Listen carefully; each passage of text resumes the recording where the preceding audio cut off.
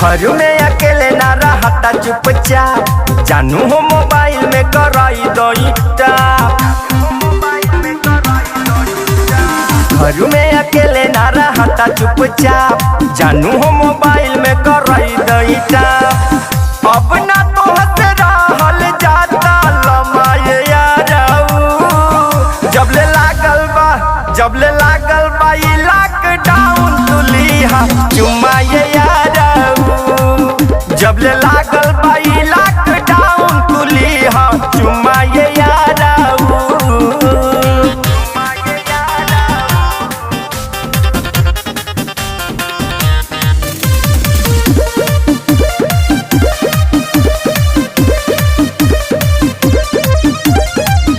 करे के मिलनवा दूरे हो के वीडियो कॉल हो, जैसे मन करी वैसे लिहा हाल चाल हो। करे के मिलनवा दूरे हो के वीडियो कॉल हो, जैसे मन करी वैसे लिहा हाल चाल हो।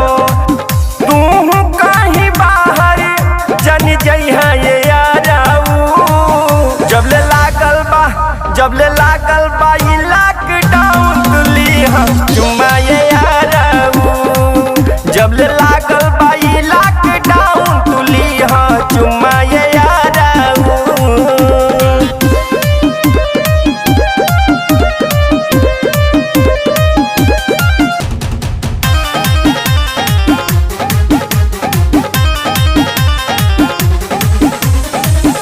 कुल खेल कइल जाई यही पर ऑनलाइन, एक दीवाना बबलू होई सब फाइन।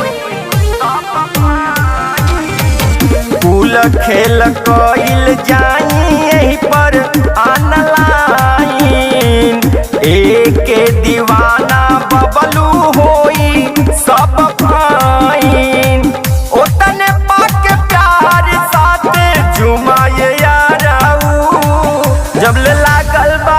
जबले लागल बा ई लॉकडाउन तुलिहा चुमाए यारऊ, जबले लागल बा ई लॉकडाउन तुलिहा